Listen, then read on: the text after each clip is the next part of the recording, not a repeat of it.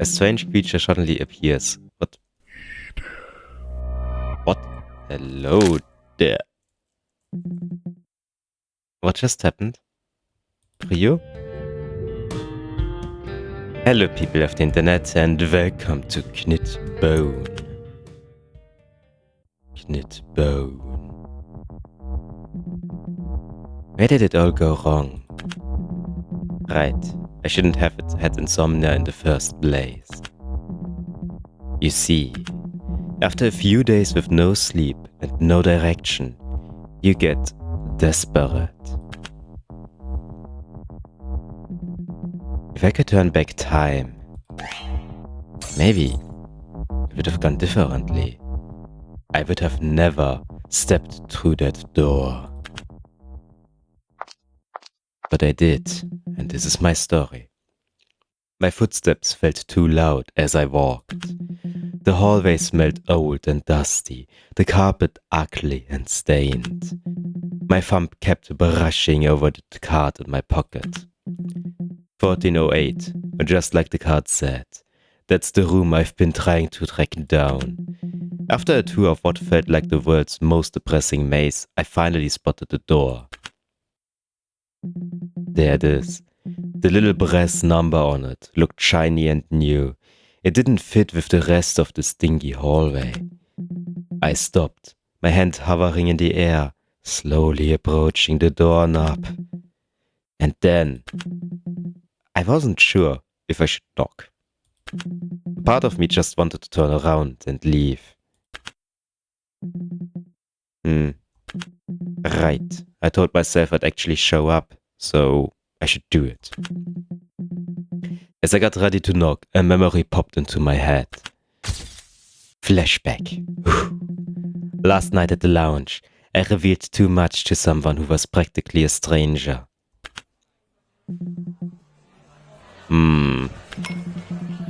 Seems like the ice in my glass had succumbed to the warmth. Looks just like my life. My name is Eden, a psychological major. Voted as most likely to succeed. But that was years ago, when I had direction in my life. Now, I'm barely surviving on cheap coffee and no sleep. I changed 3 jobs in just 12 months. I don't know where I'm going. Every fresh start only left me with more tangled and in doubt. The more I try, the worse it gets. And yeah, I even ended up more lost. I don't recognize who am I anymore. Memory. The door opened, but at first I hardly registered it. Someone entered.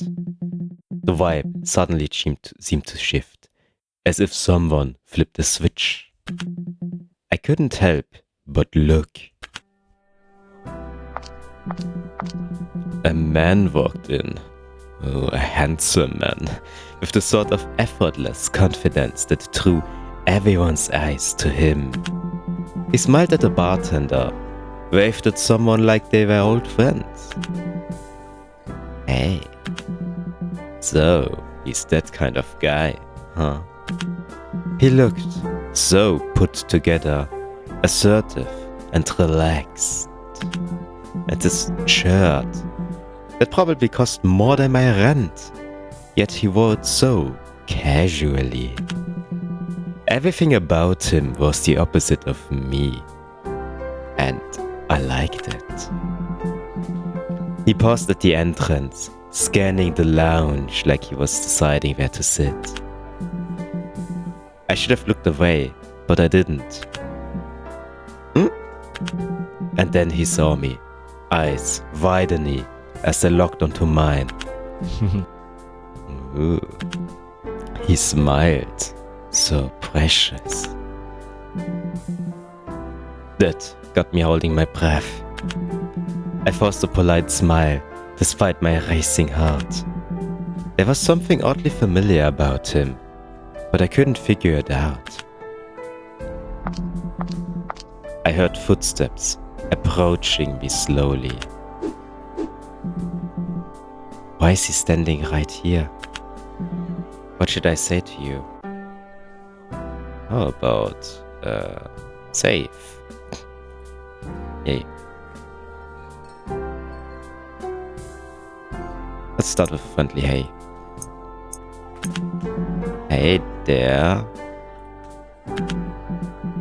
Eden Cross? No way. Is that really you? My confusion must have shown to my face, because he chuckled. It's me, Ryohei Damien. Haha, sorry, you might not remember me. I have a weird name that nobody knows how to pronounce. We had that psychology elective together, remember? Oh. Oh. It's you. That hit me. Ryohei. The Ryohei Damien. We were in the same department, back in college. He was popular. He was effortlessly charming.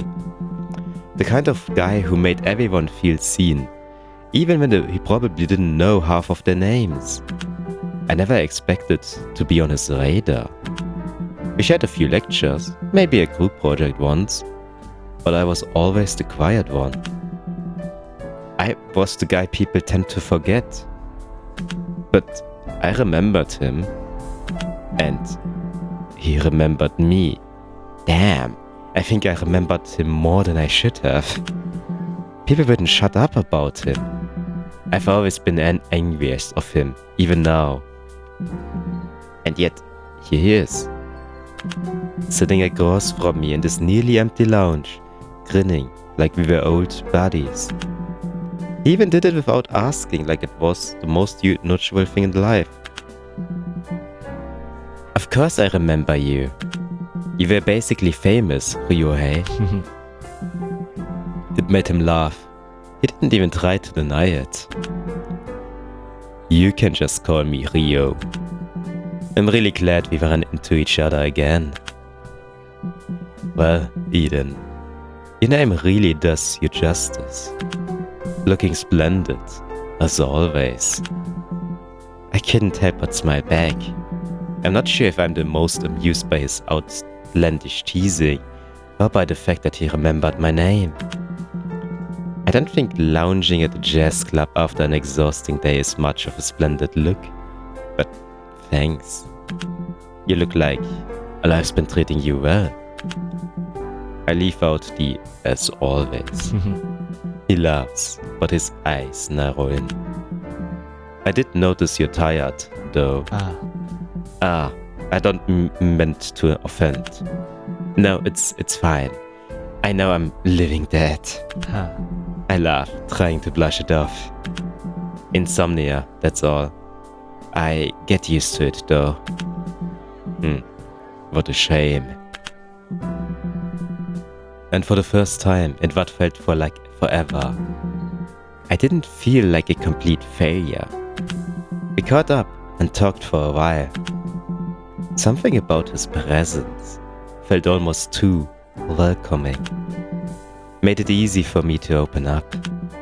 It felt safe, or at least I convinced myself it was.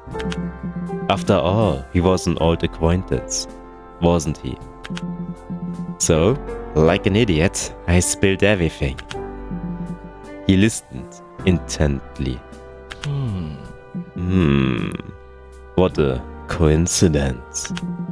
He chuckles at the last word. Actually, I specialize in sleep therapy, as well as cognitive consultations. Maybe I'm not that strange for feeling like I'm meant to be here with him tonight. Maybe he feels it too. Come on, just kiss already. Would you pay me a visit? Ooh. What? I want to see you.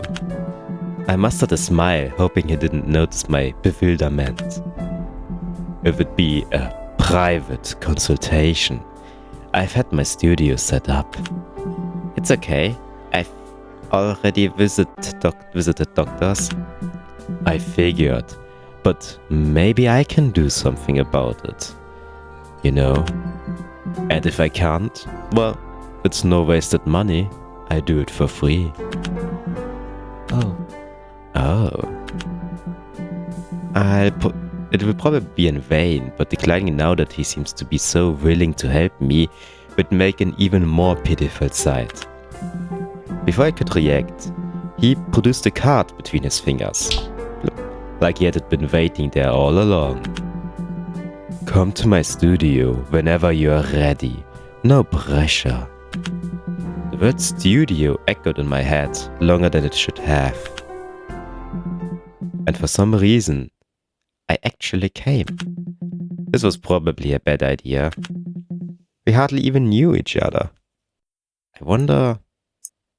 Let's just do the quick ending first. Let's turn around. No.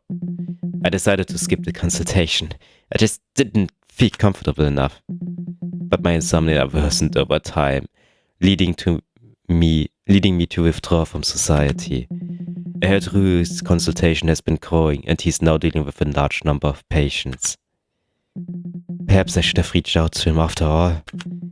Like how the saying goes, nothing ventured, nothing gained. Just lost.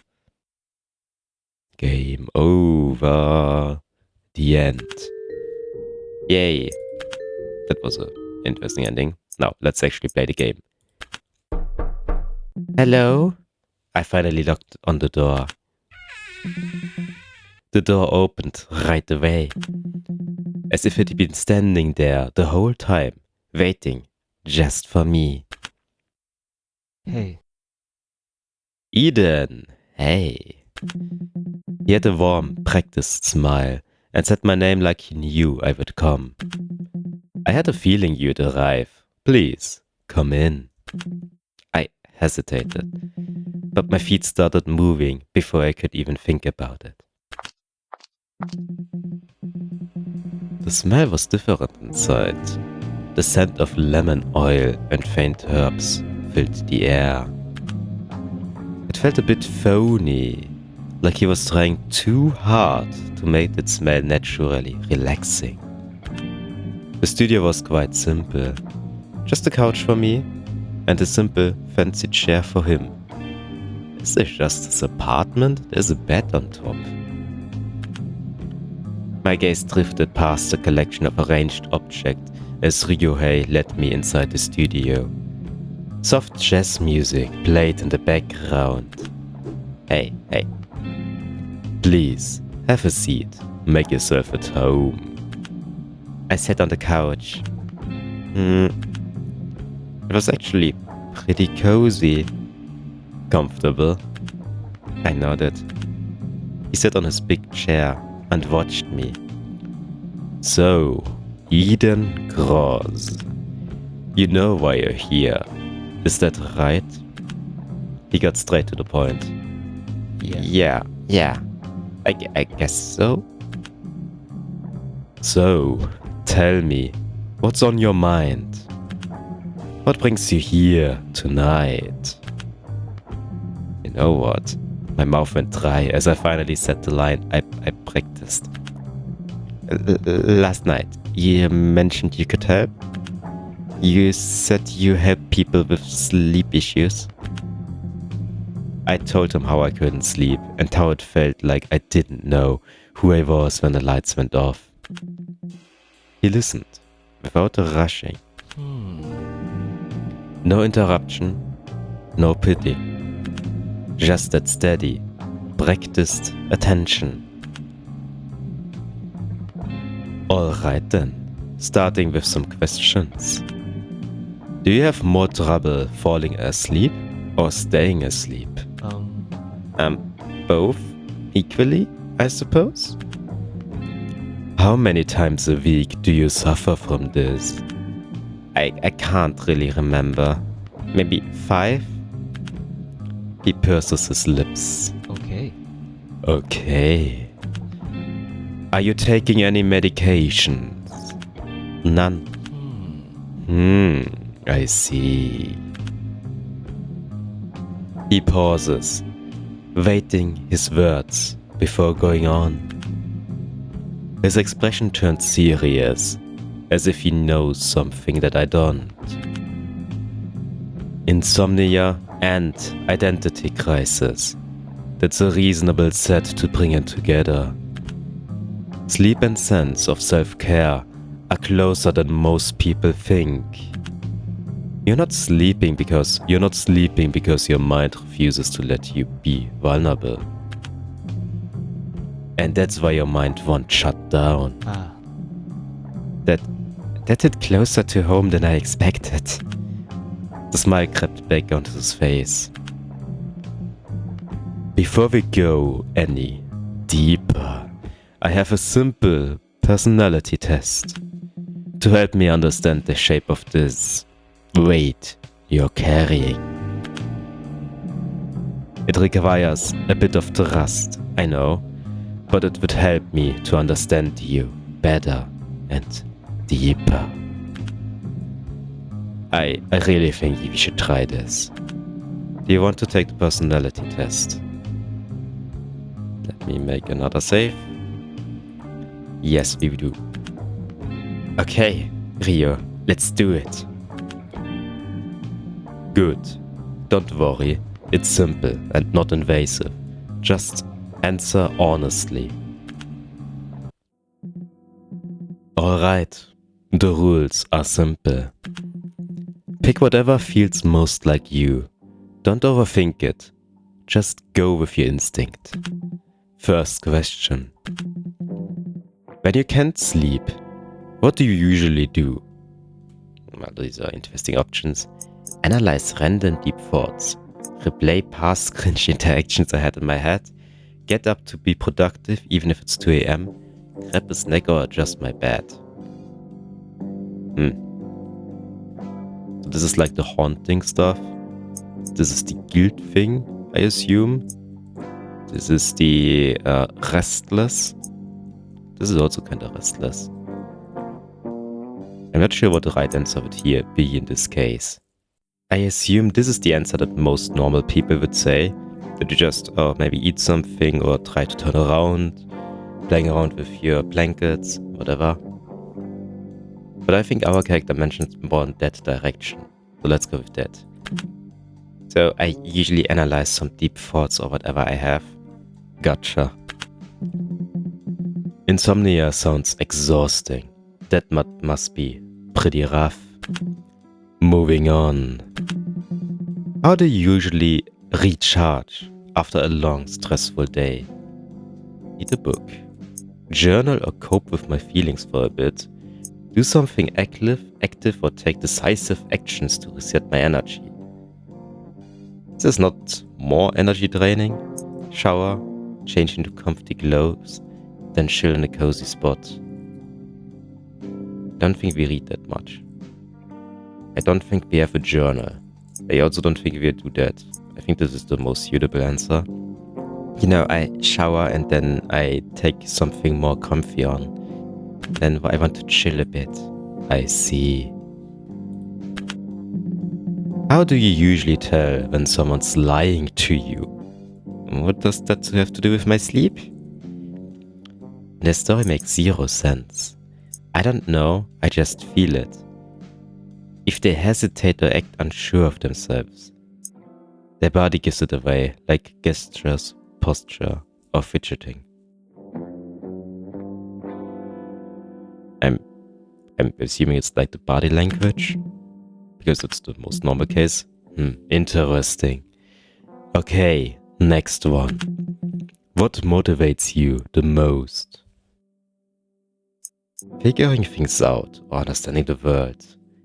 Living in a way that feels authentic to me. Proving I can do or achieve something.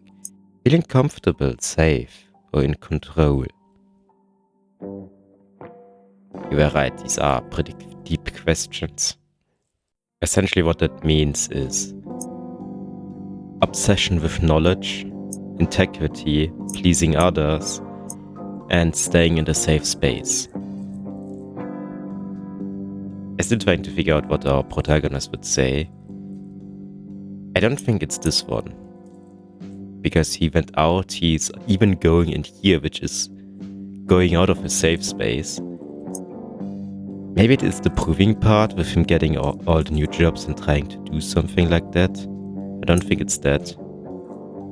I don't think it's that. So I think it's really the pleasing other options. Noted. Alright. Time for a little roleplay. Oh, Rio. Already? Oh. Imagine the following scenario.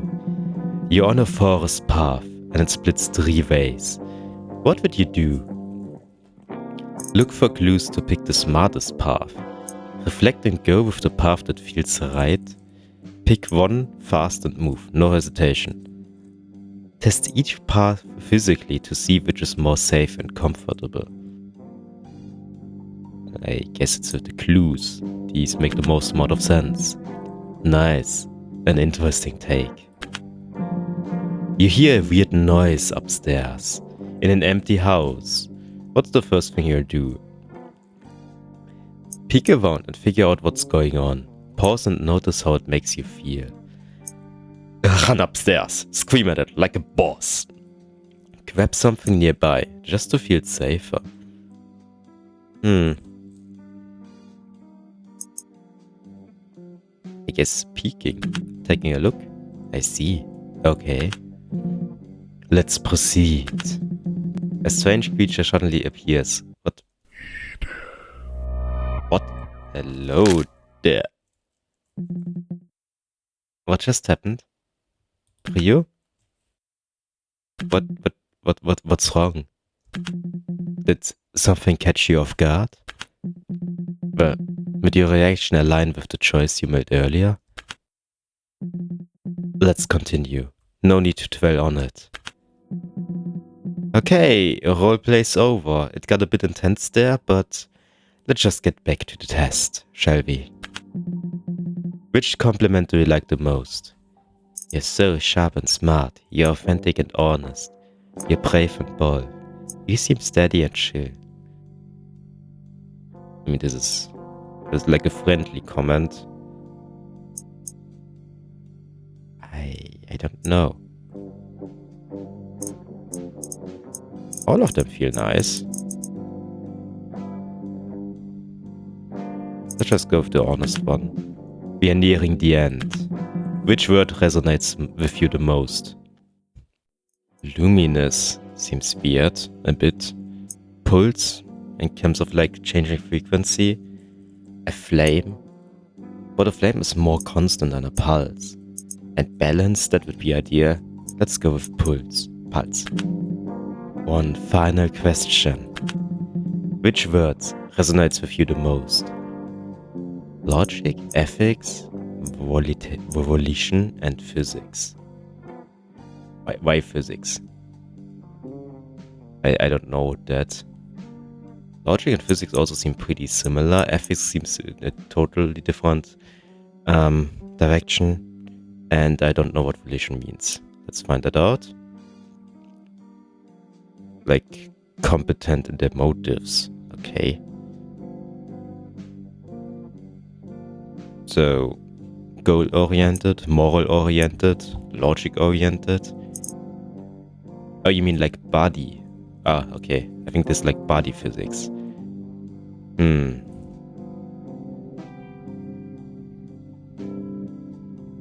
Let's try to stay with the logical path for now.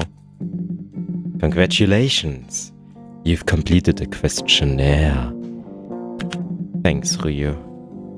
Hey, I'll review and present you your results now. It seems like you're logic first. Yay! You're good at cutting through confusion. When things don't make sense, you're the one who figures it out and puts the pieces back together, like a puzzle. But there's a cost in it, isn't there? You wonder if people see you as too cold or distant. Like you care more about facts than feelings. And you worry what happens if your logic stops working one day. Thanks for that. I learned a lot about you today. I've actually wanted to be closer to you since college. And it means a lot to finally be here with you now. Oh, Rio. Shall we move on? I mean, to your bed? Remember, this is all just for fun. Don't take the results too seriously. His tone stayed gentle, but there was a weight behind it. Thank you. You've given me quite a clear impression. Yeah. What was that? Oh, perfect. Now I'm hallucinating in the middle of this therapy. Should I just shook it up to the sleep deprivation and call it a day? What should I do? I should save first. Yeah. Let's bring it up. Actually, yes. Did you happen to see that? See what?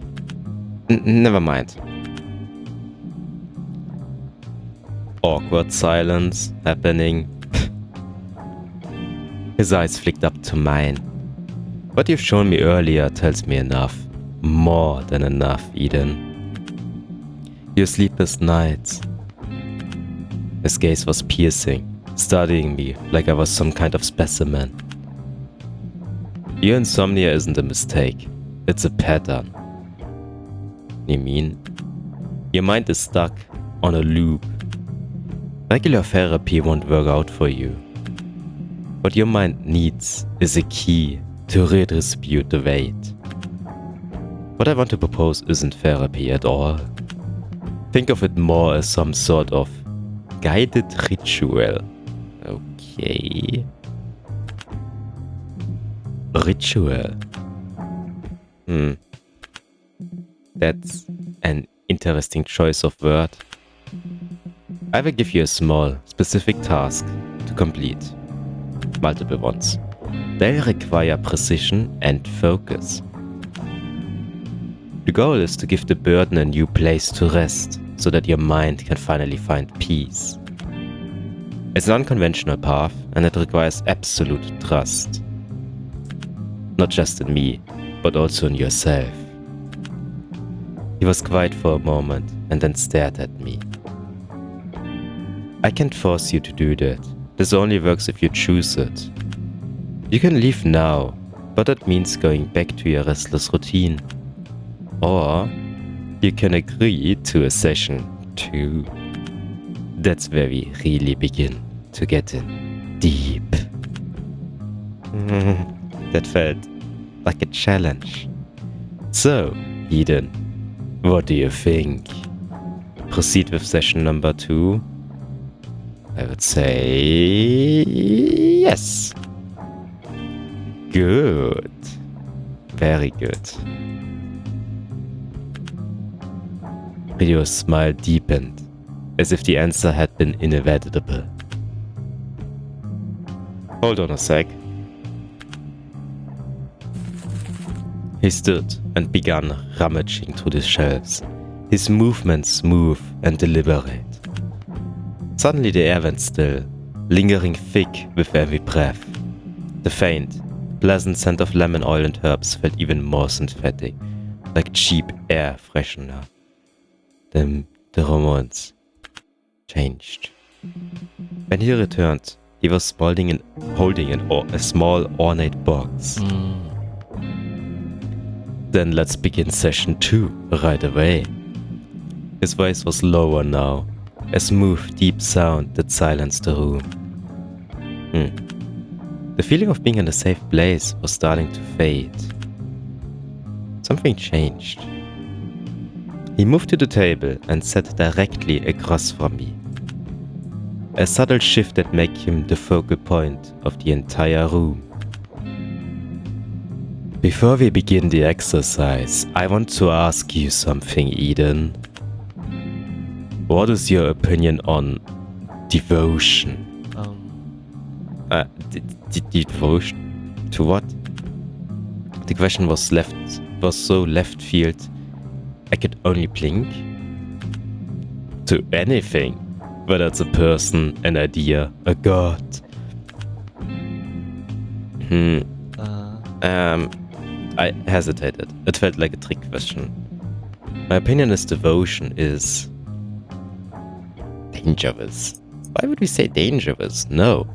It's a form of trust. Yeah, that's true.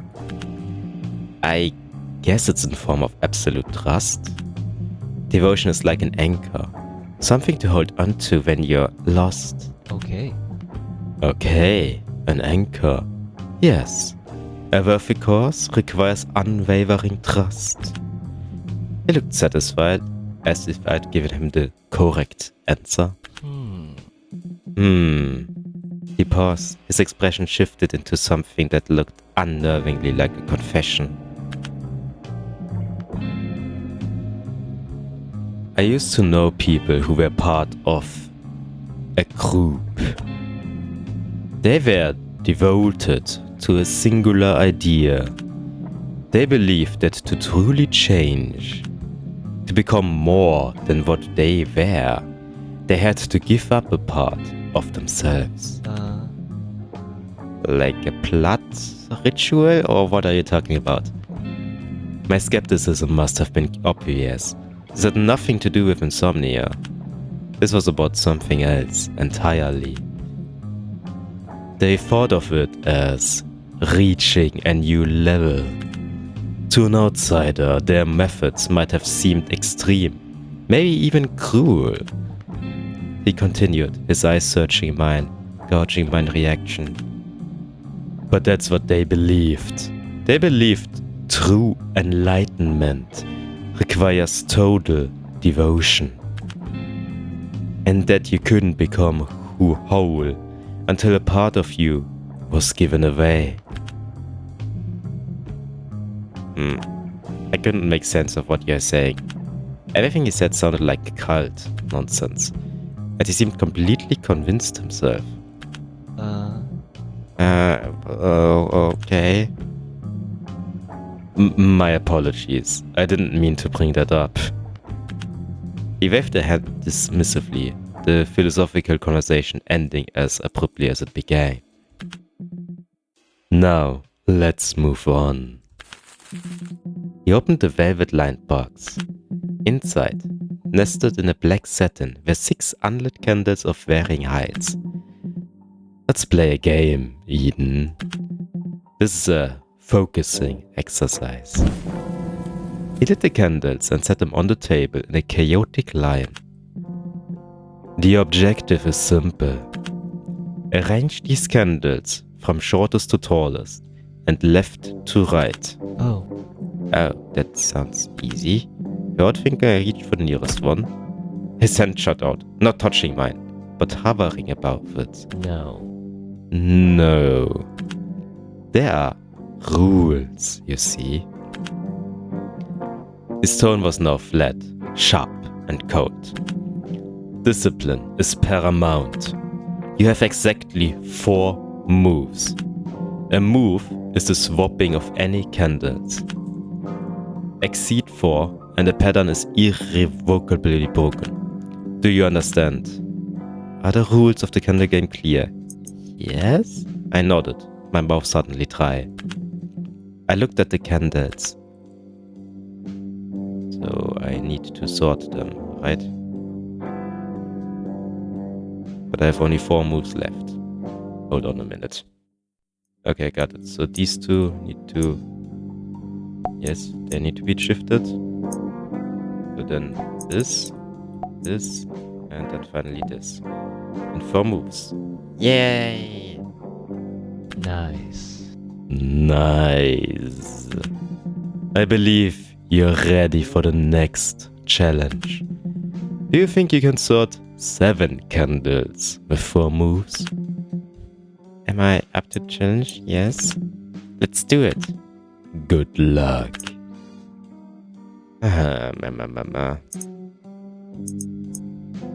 need to change. Wait, who's in the middle? Which of you is in the middle? You're the middle one, right? I think that's correct, so move 1, you 2. Then... I have 3 more moves. 1, 2, 3. Yes. I did it. Actually did it. A perfect ascending line. All in less than 4 moves. Well, exactly 4 moves, but okay. Ryo was smiling. It wasn't his usual practiced smile. This was wide, genuine, and utterly terrifying. Nice. Nice. He whispered the word, savoring it like a fine wine. I like you. You're sharp. Wait. You know that you needed to say that. You act without hesitation, and you're decisive. That's exactly why I need you. Ryo? Oh, what do you mean? That's all for now. Just a tiny jump scare. You've demonstrated remarkable potential. Please don't be scared. You should prepare yourself for our next session. My hallucinations were getting worse, and being in this room wasn't helping. Was this on my head, or... You did very well, Eden. I assume you're ready for what's next. Pass or fail. It seemed like I was being dragged into the next session regardless. I just nodded, too tired to argue. Fine, what's next? I have a simple question.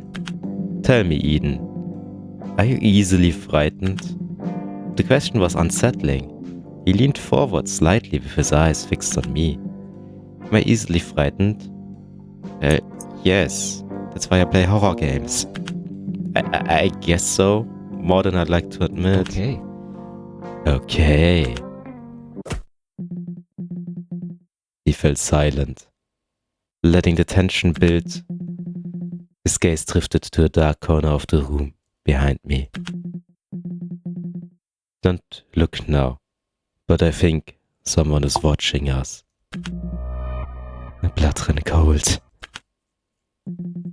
Against my bad adjustment, my eyes darted to the corner. But there was nothing there.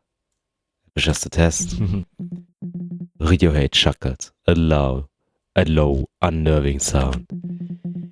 Relax, I'm just testing your focus. Were you expecting something?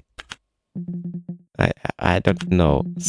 Sometimes I wonder what's wrong with this guy. He then pointed to a small potted herb on his desk. It was the only living thing in the room. Hey, you guys are also living, right? Let's try a different approach. What do you see there? I see comfrey? I recognize the broad, hairy leaves instantly. Oh, that's a comfrey. For the first time since I arrived, my expression softened. Seeing something familiar from my childhood stirred up feelings that I thought would be long buried.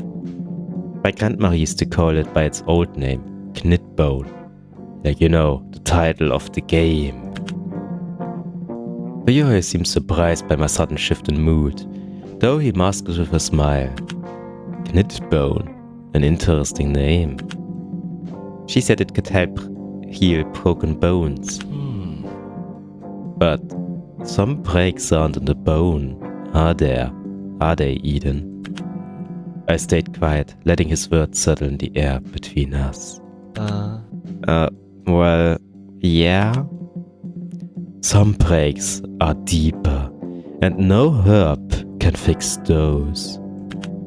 The irony is, in the past, people thought comfrey or knitbone was safe to use in any way, inside and out.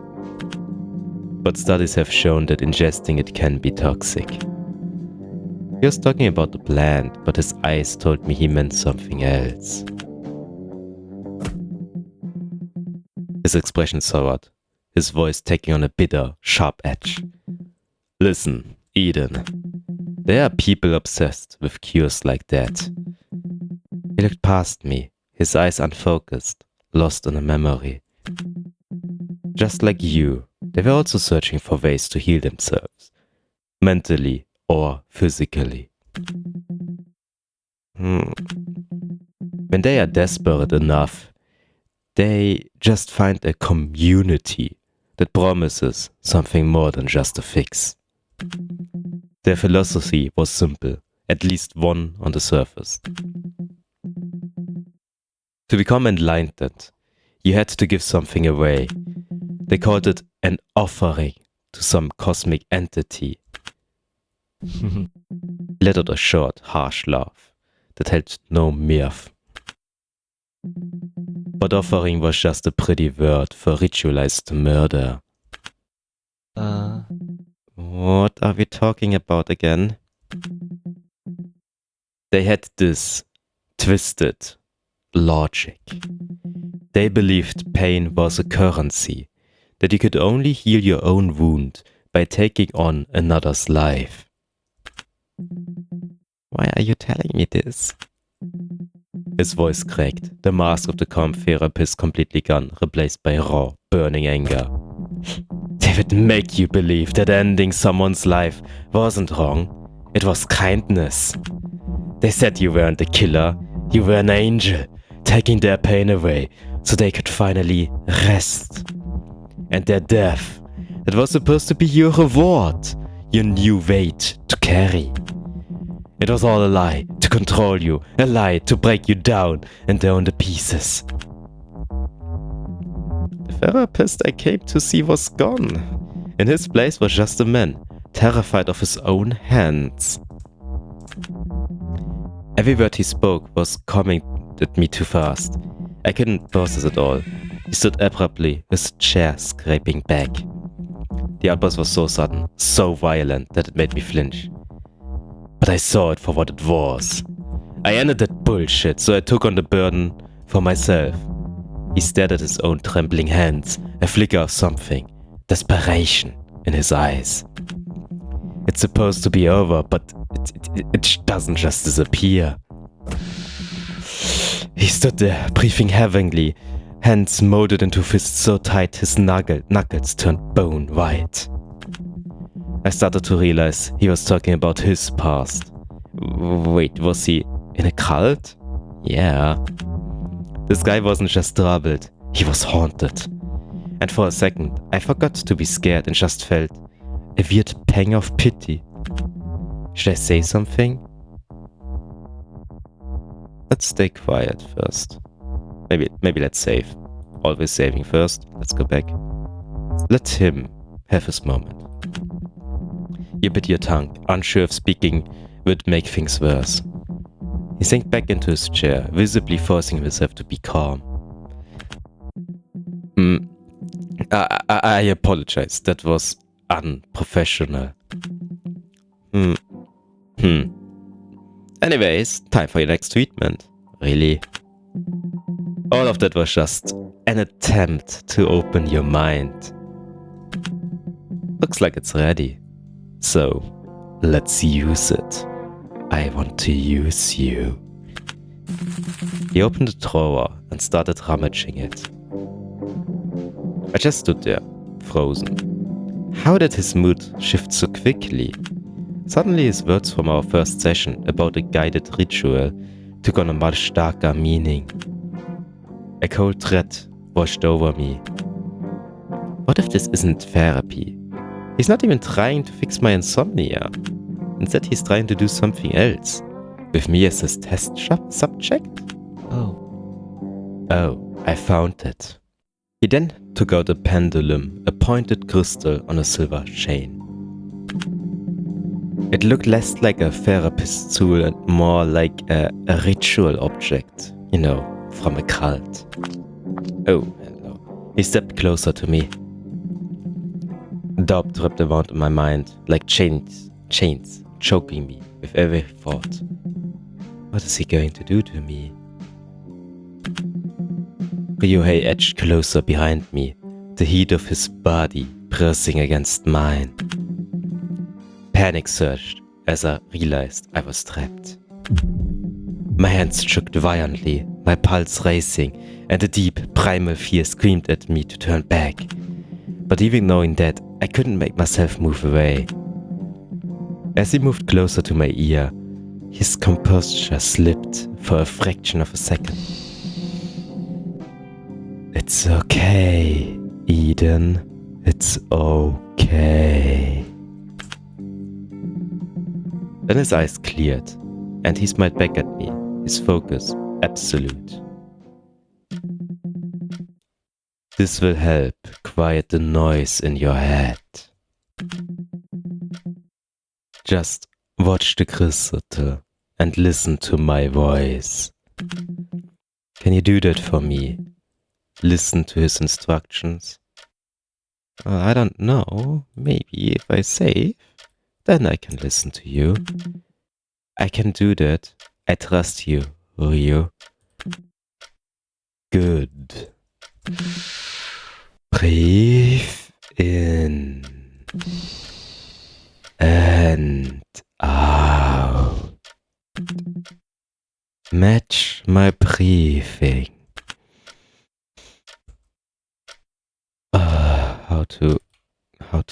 How do I do that? My breathing faltered, a steady pattern I tried light and slipped away. I found myself breathing in sync with him. It felt strangely intimate, as if we were sharing the same air. Now, watch. The world vanished in an instant. Everything else disappeared, leaving only the pendulum swinging before my eyes. You're so tired, Eden. It's time to let go. Let me hold the weight for you. His voice was a promise of rest, and I wanted it more than anything. Breathe in, Eden. Breathe. Deeper now. Down into the quiet.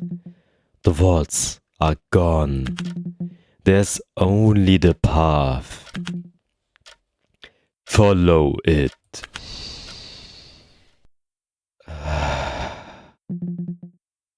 My vision went dark. I was falling, not through air, but through myself. And then I saw it. It's you. Am I hallucinating again? A presence, huge, cold, and utterly indifferent. It felt like a web of black veins, pulsing slowly in the darkness behind my eyes. The pressure grew, the thick air pressing against my ribcage and stealing my breath. The sensation was too much. A scream built in my chest, and my eyes flew open. Ah! I was back in the studio, gasping, my heart thrashing against my ribs. Ryo was staring at me. His face was pale, his eyes wide with a horrifying mixture of fear and excitement. You saw it, didn't you? His words barely registered. All I could think of was the image burned into my mind. The feeling of that thing. It was wrong. All of this was wrong. Adrenaline surged through me, overpowering my exhaustion. I scrambled to my feet, and my seat kicking back onto the floor. I stood up, my legs unsteady. My mind was a chaotic maze of pulsating veins and the echoes of these frantic whispers. All I wanted of that moment was to get out of this room, away from this suffocating presence. I turned towards the door, my hand reaching for the handle. I have to get out, now. I'm leaving. My voice was shaken, but firm. I took a step forward towards the door. Panic flashed across Ryo's face. He dropped the pendulum, the crystal clattering against the table. Hey, no, wait. I shouldn't have. He looked genuinely terrified, as if he'd revealed a secret he could never take back. But his panic lasted only for a moment. As I reached for the door, his expression hardened into something desperate and resolute. He moved faster than I thought possible, blocking my path. No, wait. His voice cut sharp, cutting through my gaze. He grabbed my arm, his grip surprisingly strong, almost bruising. I turned back. The comfort set was gone, shattered completely. In its place was raw, unfiltered desperation. You can't leave. Not now. You saw it too. Don't you understand what it means? That thing. He pulled me back from the door, his eyes wide and wild. He wasn't asking me. He was pleading with me. He guided me back onto the couch and pushed me down, gently, a strange, reverent care in his otherwise forceful action. Hey. Hey! What are you doing, Ryo? He ignored my question. He moved to the table and with a click, lit a match, and then lit the candles. As the flames grew, the room transformed. It was no longer a studio, it was an altar. And I was the offering. He sat down across from me again, the firelight craving deep shadows onto the face. He looked older, burdened by a weight beyond my comprehension. What you saw is not just a thing, it has a name, a purpose. It's my debt, passed down to generations in my family, all under the guise of enlightenment. My uncle Callister, he was the leader. He called the belief system transcendology. The way he said the word was thick with disgust. He groomed me, not as a nephew, but as his successor. He saw the entity as an honor, a sacred burden. He thought that our bodies were temporarily vessels, needing purification through bloodletting to achieve a higher existence. He made it sound so beautiful, the art of his ritual. But I saw what it really was, a machine for offerings, human sacrifice. He wasn't enlightening people, he was grooming them for slaughter in order to keep the entity fed. I couldn't let him pass it on. I couldn't let him choose another victim. So I took it from him. The silence in the room was deafening, broken only by the crackle of the candle wicks. What do you mean by that? I killed him, Eden. I killed him. I plunged his own ritual knives into his chest. I thought if the leader was gone, the curse would die with him. But I was wrong. It didn't just die, it just transferred. It latched onto me. Now I carry it. I hear its whispers. I feel its hunger. He buried his face in his hands, his shoulders trembling. This was it, the full horrifying truth, the core of his madness. He looked up, and his eyes were glistening with unshed tears. But beneath the pain, there was still something else. A chilling, obsessive focus. And it was directed at me. And that's why I needed you, Eden. I've been watching you, even back in college. What? You were always so quiet, so self-contained. While everyone else was so loud, so desperate to be seen. You were just there. You were whole. You were solid. I was falling apart piece by piece, and you were a fortress. I envied you for it. I hated you for it, and I admired you more than anyone else. I knew you were the one, strong enough to bear the weight, quiet enough for it to rest. He leaned forward, his voice dropping to an intimate, almost tender whisper.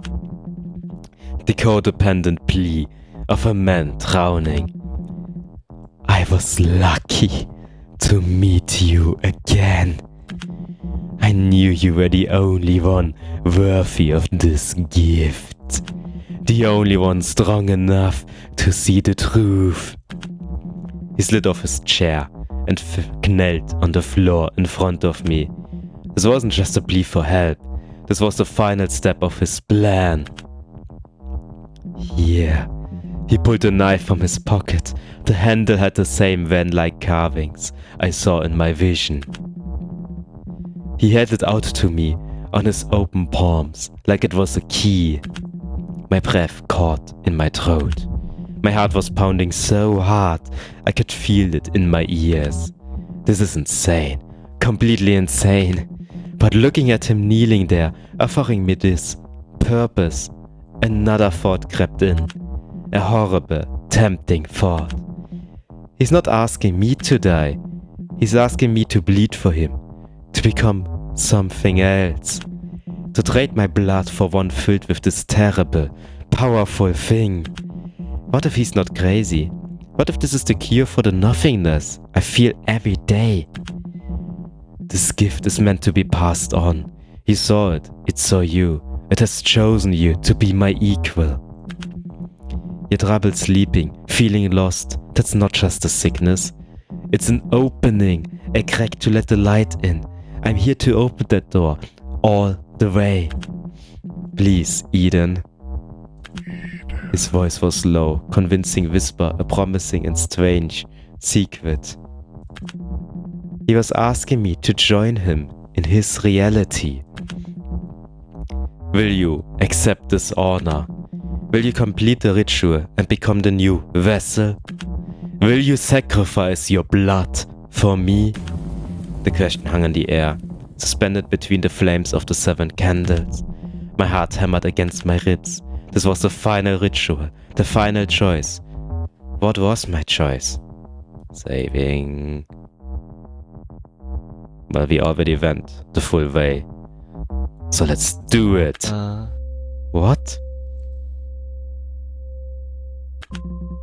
I peered down at the knife in his hands, presented to me like a trophy.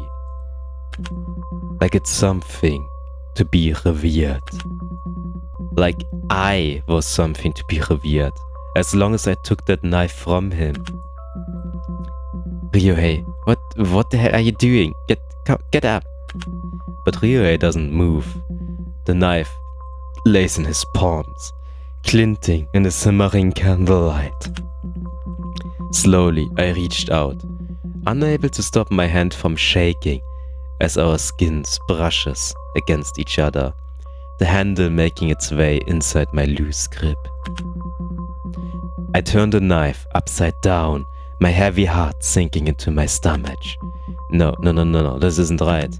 Ryohei isn't in the right mind, and neither am I. This is messed up. Ryo, I can't. What?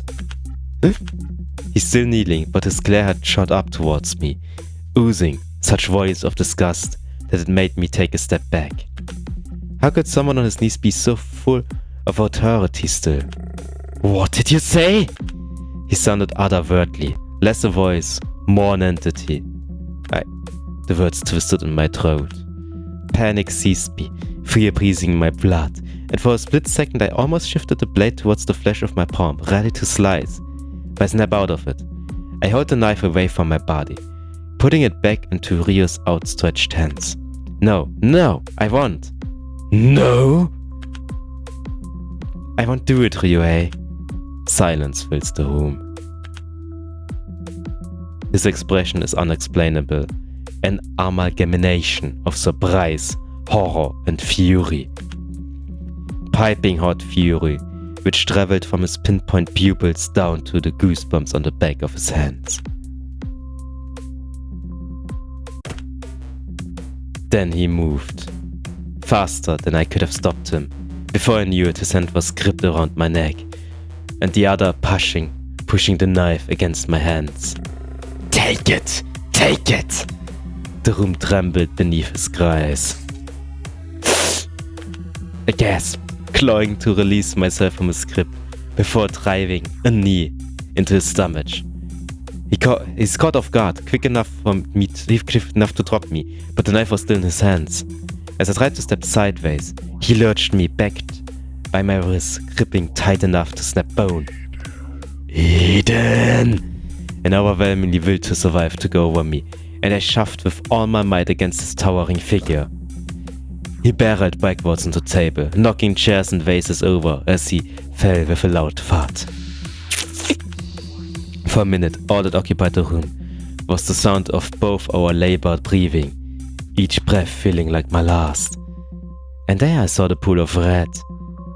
It started from the right side of his chest, crawling forth from the fabric of his grey shirt. The handle of the ritual knife sunk deep inside him, severing as the stem for the scarlet flower blooming from his flesh. His dazed eyes trailed down his chest, hands lifting slowly to hover above the unfamiliar scene. He gurgled, a grin spreading across his perfect mouth.